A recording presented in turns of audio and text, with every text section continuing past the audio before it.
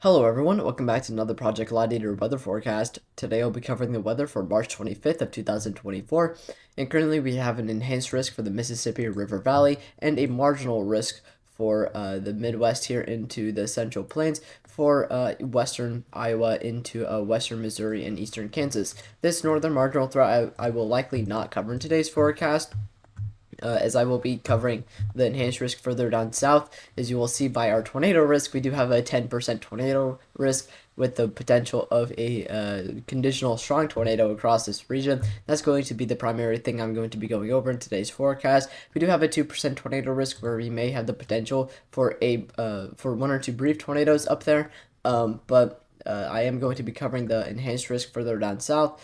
Our damaging wind risk for today does include a 30% damaging wind risk without the potential of significant winds, but we could definitely see some widespread wind gusts across this region. And then we also do have a 5% damaging wind gust risk further up north, and then we also do have a 5% hail risk for both locations. For tomorrow, we do have a slight risk for the southern Alabama and Florida Panhandle region, with a marginal threat that does extend further into the Panhandle of Florida. And then we also do have a much larger marginal risk further up north for Kentucky into parts of eastern Illinois, the majority of Michigan, the majority of Indiana, and western Ohio.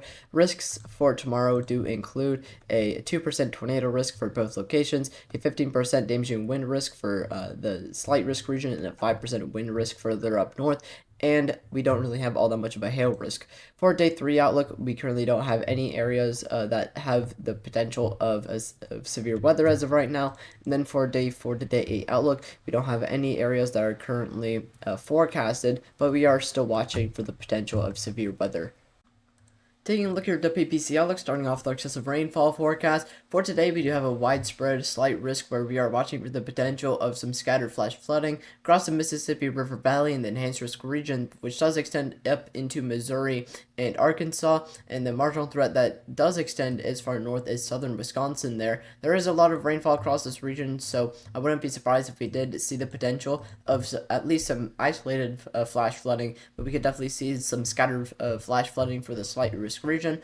For our day 2 outlook for tomorrow, for the 27th, we do have a slight risk for southern Alabama, southern Georgia, and the Florida Panhandle there, the marginal threat extending up into eastern Tennessee. For day 3 outlook for the 28th, we do have a slight risk that does extend across northern Florida into southern Georgia, with a marginal threat extending into southern Virginia across the southern half of the eastern seaboard, and a marginal threat for the Atlantic coast here for portions of southwestern Oregon and northern California there into some of the higher elevations as well. And then for winter weather outlooks, we are going to continue to see that blizzard progress across the northern half of the United States. I doubt I'll really be able to cover this in today's forecast. I'm trying to get this done quick so I can go live for the severe weather for today. But we are definitely watching for the potential of some pretty heavy snowfall across a lot of the northern half of the United States, extending from Minnesota, South Dakota, North Dakota, central Nebraska into parts of northwestern Kansas there. And then for our day 2 outlook for tomorrow, we are expected to see that winter storm move out into Canada here with some lingering heavy snowfall across northern Minnesota.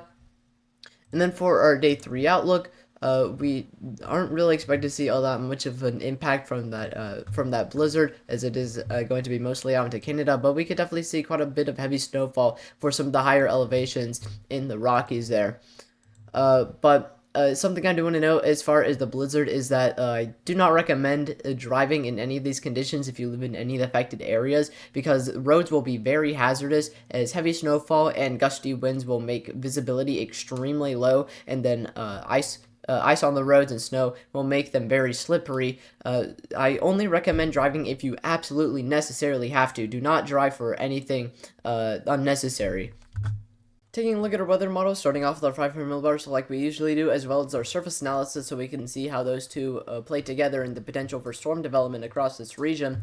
As of right now, as far as our upper level setup, we do have a upper level trough that is currently situated across the Rockies, fairly big long wave trough, which is advecting out of the Pacific Ocean, out of Mexico, into the region of concern. And there is a fairly strong and fairly long 500 millibar jet streak rounding the base of that trough into the region of concern, and that 500 millibar jet streak is expected to increase with time as storms begin to move into the region. Behind our storm line, which is going to be around here, we are potentially going to see mid-level flow increase to potentially upwards of 105, the low 100s on the back end of that line of storms that we are going to be watching for.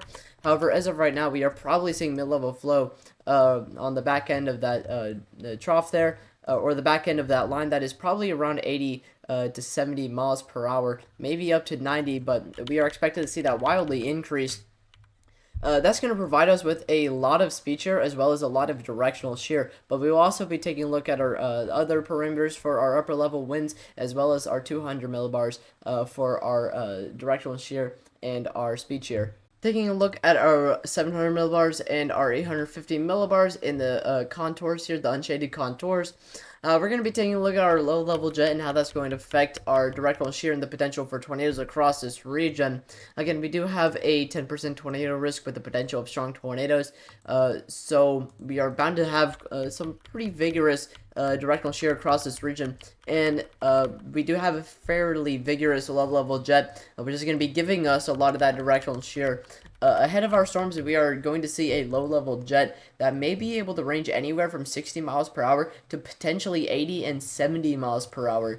That is a definitely very vigorous low-level jet, and we should definitely see a fairly good amount of directional shear across this region.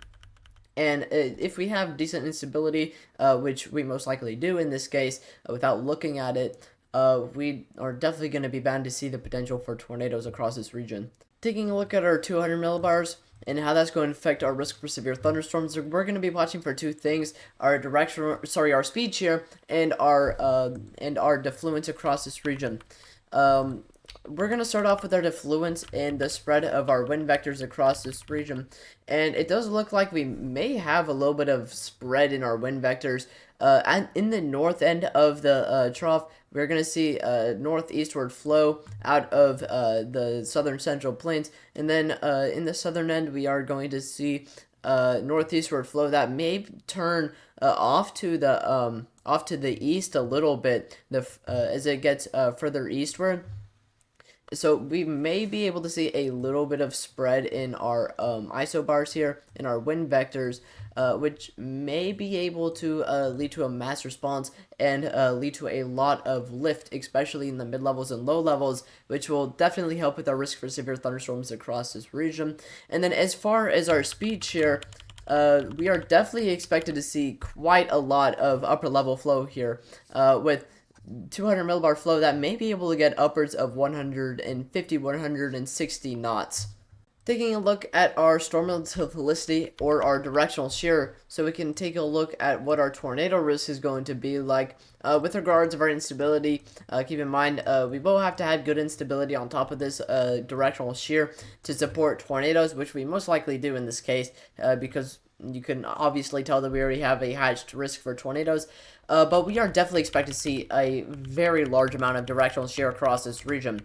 And does that beg the question, will our storm, or will our instability be strong enough to support a very strong updraft that won't be destroyed by our storm relative velocity? I do know that some people on Twitter, some very good forecasters that I follow, were mentioning that our storm relative velocity, our shear, may be a little bit too strong and may rip apart any updraft that develops if our instability isn't all the way there. So we will definitely have to watch that to see how our storm relative velocity interacts with our instability. However, regardless, we definitely have a very large amount of storm relative velocity, a lot of shear across this region, with storm relative velocity values getting upwards of 800 to 700 meters squared a second squared of storm relative velocity. So we definitely have a lot of shear in place to support the potential of tornadoes.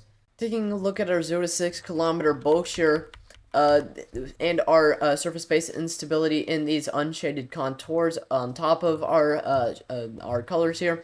We're going to be taking a look at our speed shear and how that's going to affect our risk for hail across this region. Again, as a refresher, we do have a 5% risk for hail, so we should definitely see a lot of bulk shear especially with that 200 millibar jet streak up above.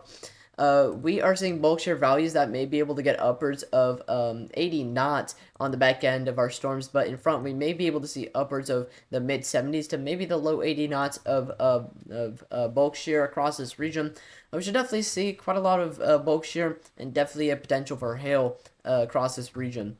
Taking a look at our composite reflectivity, we're going to be going over the when and where we should be able to see our severe thunderstorms, as well as our general radar analysis.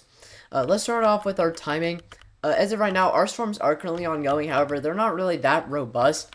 We are expected to see our storms move into the enhanced risk region, potentially anywhere around 7 p.m. And that's going to continue to progress eastward across the enhanced risk region. And you can see by our updraft helicity swaths on the back end, we are definitely expected to see some rotating updrafts embedded in that line there. And we should see the main line exit the enhanced risk region around the very early morning of tomorrow. I highly doubt I'm going to be able to cover this the entire night because I do need rest. However, I will definitely try to cover the majority of it and not try to tap out like last time.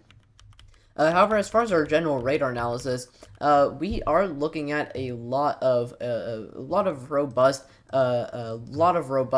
storms across this region. However, they are in a linear configuration, which may lead to some issues as far as our storm mode and our storms in general.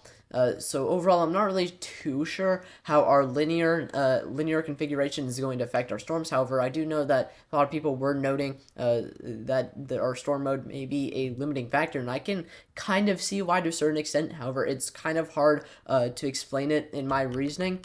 And then ahead of our line, we do have a lot of rain showers, I'm noticing, on our composite reflectivity. We will have to watch these to see how they may affect our surface instability, because it may lead to a little bit more rain cooled air, may lead to more convective inhibition, and may make that line of storms potentially a little bit more elevated than we would like for tornadoes. So we will have to watch those rain showers as well. However, you can tell by our radar analysis that we definitely are going to be watching the potential of hail across this region as well. However, our hail risk isn't going to be too crazy big. Taking a look at our dew points, we're going to be taking a look at the environment that these storms are expected to be in, especially the warm sector and how that's going to affect our instability and our potential for storms across this region. We are expected to see a very large amount of moisture across the region in the warm sector due to the close proximity to the Gulf of Mexico. We are expected to see dew points that may be able to get upwards of the mid 60s to potentially the upper 60s, and may even get very close to the low 70s. We may be able to see a isolated 70 somewhere in here, and that's definitely going to help support quite a lot of instability. However, I will say this, spoiler alert, we're going to have some issues with our lapse rates, as our models have been showing. I will show you our lapse rates, but our lapse rates may lead to a little bit more limited instability. Taking a look at our temperatures across this region in the warm sector and how that's going to affect our instability and the potential for storms across this region, we are expected to see some fairly decent temperatures that may stay fairly consistent even into the early morning of tomorrow in the middle of the night. We may be able to see temperatures that may be able to stay around the low 70s to the upper 60s, which may be a result of the cloud cover overhead, which is going to lead to those weaker lapse rates, as I was talking about. However, we will get to that on our lapse rates models.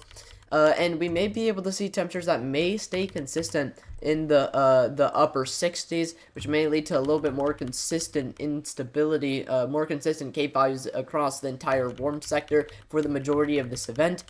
However, our temperatures are definitely fairly decent and should support some decent instability. Taking a look at our lapse rates and how that's going to affect our risk for severe thunderstorms. Again, as I was mentioning, we are going to have some issue with our lapse rates. However, across this region, we are expected to see a very low lapse rates that may be able to get upwards of 6. They're definitely not nothing. However, they are definitely very weak. And if our lapse rates want to compensate for our shear, again, if our shear is going to destroy everything and rip up any updrafts, our lapse rates are going to have to heavily compensate for that intense amount of shear. And our lapse rates aren't looking so good. They are there. They're very weak, but again, at least they're not nothing. If we had basically no lapse rates, I definitely wouldn't see this being a 10% tornado risk, because I think our shear would be too strong and there wouldn't be much to compensate for our intense amount of shear. However, if our lapse rates can do its thing, we could definitely see the potential for tornadoes and potentially a strong tornado across this region. But again, it is a conditional risk for a strong tornado. Taking a look at our mesoanalysis for our lapse rates, I do want to take a look at this because the mesoanalysis was indicating upwards of 8.5 mid-level lapse rates across this region earlier. And our mesoanalysis does show us generally what is currently ongoing in the atmosphere outside of models to a certain extent. I am learning mesoanalysis, so keep in mind I may not be entirely comfortable with it. However, our mesoanalysis is showing potentially a little greater lapse rates than what models are indicating, with a pocket of 7 lapse rates behind our storms, as well as a pocket of 7s further down south, with generally the entire area being in at least 6.5 lapse rates. So we definitely have at least greater than 6 lapse rates across this region. However, I'm not really too sure how they'll be able to compensate for our intense amount of shear. And then we can also take a look at our low level lapse rates, because our low level lapse rates really love to help with our storms quite a lot. And we are really struggling on our low-level lapse rates. They are getting up to maybe 5, maybe 5.5. However, I don't really see our low-level lapse rates really helping too much. Taking a look at our convective inhibition and our 700 millibar temperatures, our convective inhibition is going to be in the unshaded contours here. Something I do want to note is that our convective inhibition, our cap in place, does look like it's not really going to be there that much. With our low pressure system further up to the north and our cold front draping back behind and our warm front further ahead, it does look like our warm sector is expected to remain relatively uncapped for the majority of it. However, warm air advection in the upper levels, the low upper levels, may be able to keep any messy convection at bay. We may have a decrease in the amount of convective, or the amount of messy convection ahead of the line than what previously thought. We will have to watch that, because again, messy convection ahead of that line may lead to an overall decrease in the risk for severe thunderstorms across this region. However, it does look like our warm air advection may be able to supply a little bit of convective inhibition, despite our warm sector staying relatively uncapped, which may keep some messy rain showers ahead of our line, mainly from forming. Taking a look at our most unstable instability, and then we'll take a look at our surface instability, and then our 0 to 3 kilometer instability. Starting off with our most unstable instability, we are definitely expecting to see some fairly decent Cape across this region. We may be able to see Cape values that may get into the low 1000s, which is definitely going to be fairly sufficient for the potential of severe thunderstorms and the potential of tornadoes across this region. Our instability does look like it may stay mainly around the upper triple digits, and potentially get into the low 1000s. And if we can see Cape values that may be able to get into the low 1000s, that should definitely be of great help to our risk for severe thunderstorms and tornadoes across this region. However, regardless, we definitely have somewhat limited instability, and that's why we're kind of concerned if shear is going to rip apart any updrafts, because our shear is absolutely insane. Our instability is a little bit more limited due to those weaker lapse rates. And that's kind of why we have a concern and conditionality with the potential for a strong tornado across this region. But we will be monitoring those things. Taking a look at our surface-based instability and how that's going to affect the potential for surface-based storms and the potential for tornadoes across this region, we are definitely expected to see quite a lot of surface instability, and it does look like the majority of our most unstable Cape is expected to translate down to our surface instability. So we should definitely not really see all that much of a problem with surface-based storms, because we may definitely see quite a lot of surface-based instability. And I am noticing that we are potentially going to see surface-based cape that may be able to get upwards of the 1000s, the low 1000s, potentially approaching the mid 1000s, especially further down to the south in that warm sector, towards the south of that enhanced risk region. And around this area is where our best shear, and our best instability overlap. So that's where we are watching for the potential of tornadoes. This circle probably actually looks something a little bit like this, but we definitely have some pretty decent instability across this region. Taking a look at our 0 to 3 kilometer instability and how that's going to affect our risk for severe thunderstorms, I like to look at our 0 to 3 kilometer instability because what it can do is it can wildly help with our risk for tornadoes in cold core events. We like to look for our 0 to 3 kilometer instability more than our most unstable cape, because typically we have weak most unstable cape, but 0 to 3 kilometer instability that can support a tornado risk. So that's what we're watching for as far as the risk for tornadoes across this region, or what will actually help. And we are definitely expected to see at least a little bit of 0 to 3 kilometer instability across this region. Right along the cold front, we may be able to get upwards of 100 joules per kilogram of 0 to 3 kilometer instability, which is definitely a little bit more on the weaker end, but it is definitely fairly decent and should aid with the tornado risk. So we definitely have some aid from our 0 to 3 kilometer instability in that regards. Culminating this all together, we're going to be taking a look at our composite parameters, starting off with our energy helicity index values to see how that's going to affect our tornado risk across this region, and how our parameters that we just looked at are going to come together to form this tornado risk. We are looking at some fairly decent energy helicity index values across this region.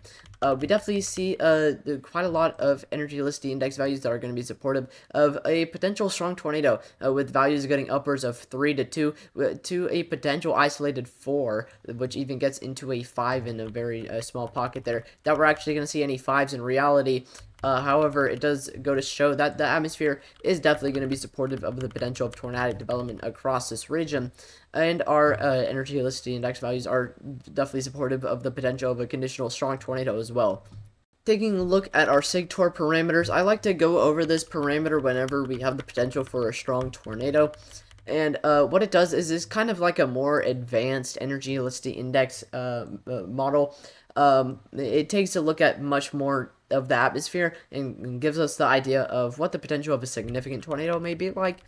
And our SIGTOR parameters are definitely fairly supportive of the potential of a conditional strong tornado across this region, with SIGTOR values are getting upwards of 2 to potentially getting into 3 as well. However, they're going to be ranging mainly from the upper 1s to the low to mid 3s, which is definitely supportive of the potential of a conditional strong tornado across this region.